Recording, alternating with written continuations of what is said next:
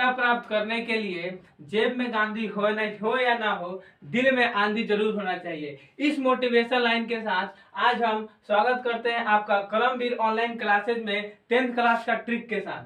देखिए, हम लोग जब पढ़ते थे 10th क्लास में थे तो उस वक्त लेखक के साथ मतलब बहुत लड़के को कंफ्यूज होता था किस पार्ट का कौन सा लेखक है, और ये 7 या 10 नंबर का मैट्रिक एग्जाम में आता है। तो हम ये नहीं चाहते हैं कि जो गलती हम किए हैं वो गलती आप लोग करें। तो देखिए, देखते हैं 10th क्लास का फर्स्ट चैप्टर है, ये सेकंड है। देखिए सीरियल वाइज हम 6 के 6 चैप्टर लिखे हैं और 6 चैप्टर इसमें, 6 चैप्टर पार्ट 2 में बताएंगे। तो देखिए, फर्स्ट पार्ट का चैप्टर का नाम है श्रम विभाजन और जाति प्रथा।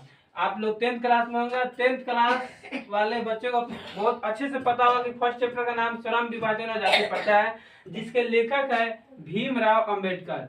क्या नाम है? भीमराव अंबेडकर। इसके कारण अब देखिए, अब इसको याद करने में बहुत तकलीफ होता है। तो देखिए, हम लोग इस पे ट्रिक पे याद करेंगे कैसे। देखिए, ये क्या है? श्रम। तो जहां पर भी आप कोचिंग या ट्यूशन में पढ़ते होंगे तो श्रम का मतलब सब हर एक मास्टर बता देंगे, श्रम का मतलब होता है काम। और काम का बंटवारा वही व्यक्ति कर सकता है जो बलवान है। और हम लोग छोटे छोटे बच्चे तो देखते थे क्या, छोटा भीम। तो छोटा भीम हो सकता है सबसे शक्तिशाली है। तो भीम मतलब काम का बंटवारा बच्चों में कौन करेगा? तो भीम करेगा। कौन करेगा? भीम।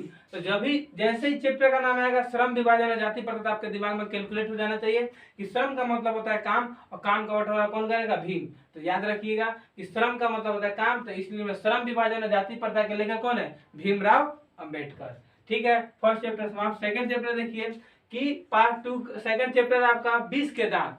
20 का मतलब इसके लेखक है नलिन विलोचन शर्मा। देखिए, 20 का मतलब क्या होता है? जहर। क्या होता है? जहर। 20 का मतलब होता है जहर। और जहर आजकल देखते हैं कि पॉइजन होता है जहर। तो 20 का मतलब होता है जहर। ठीक है, तो 20 कहाँ आजकल देखने को मिलता है हम लोग को? तो अधिकतर आजकल नाली में देखने को मिलता है, क्योंकि नाली में क्या होता है कि मतलब कि जो नाली के इतने गंदगी वाला पानी होता है कि उससे व्यक्ति पीने से बीमार पड़ सकता है, हो सकता है कि डेथ भी उसका हो सकता है। तो इसी कारण हम 20 के मतलब जहर, जहर से रिलेट याद करेंगे नाली। नाली का मतलब नलिन। तो 20 के दांत के लेखक कौन है? नलिन विलोचन शर्मा। तीसरा चैप्टर देखिए, भारत से हम क्या सीखे। भारत से हम क्या सीखे, इसके लेखक है मैक्स मुलर। अब देखिए कि भारत से अब कोई व्यक्ति इंग्लैंड से अगर यहाँ पर आएगा तो उससे पूछा क्या जाता है कि आप भारत से क्या सीखे। अब यात्रा पर गए थे, भारत से क्या सीखे, तो वो लोग अधिकतर बोलते हैं मैक्सिमम भारत से हम ये सीखे, या फिर मैक्सिमम कुछ। तो क्या बोले? मैक्सिमम। तो यहाँ पे क्या है? मैक्सिमम।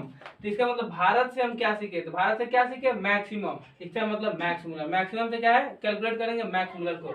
तो भारत से हम क्या सीखे? Max Muller. भारत से हम क्या सीखे? Max Muller. चौथा चैप्टर का नाम है नाखून क्यों बढ़ते हैं। नाखून क्यों बढ़ते हैं? हम लोग सदियों से पढ़ते आ रहे हैं कि नाखून हजारों साल पहले से बढ़ते आ रहे हैं। तो नाखून क्यों बढ़ते हैं, इसका अर्थ हुआ हजारी प्रसाद द्विवेदी। ठीक है, पांचवा चैप्टर का नाम है नागरिक लिपि। अब आप लोग बताइए कि नागरिक का मतलब होता है नगर। रिलेट कीजिए, नागरिक का मतलब नगर तो होता नहीं है वैसे, लेकिन रिलेट कीजिए, नागरिक का मतलब नगर होता है।